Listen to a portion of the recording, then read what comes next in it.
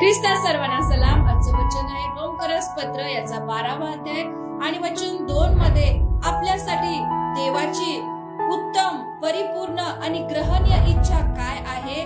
जर ती इच्छा आपल्याला जाणून घ्यायची आहे तर 2 गोष्टी पवित्र शास्त्रामध्ये लिहिल्या आहेत, त्या आपल्याला करणं गरजेचं आहे. पहिली गोष्ट लिहिली आहे, या युगाबरोबर समरूप होऊ नका.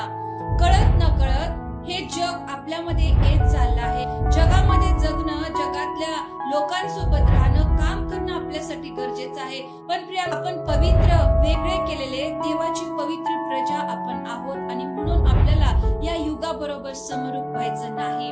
दुसरी गोष्ट, आपल्या मनाचं नवीनीकरण, आपल्या बुद्धीला, आपल्या मनाला आपल्याला क्लीन करायचं आहे आणि प्रॉपर क्लीन करायचं आहे. सगळ्या नकारात्मक गोष्टी आणि सगळा अविश्वास आपल्याला काढायचा आहे, कारण त्यामुळं आपल्याला देवाची उत्तम, परिपूर्ण आणि ग्रहणीय इच्छा कळणार नाही. आणि ज्यावेळेस या 2 गोष्टी आपण करू त्यावेळेस नक्की प्रभू परमेश्वर आपल्याला त्याची योजना समजून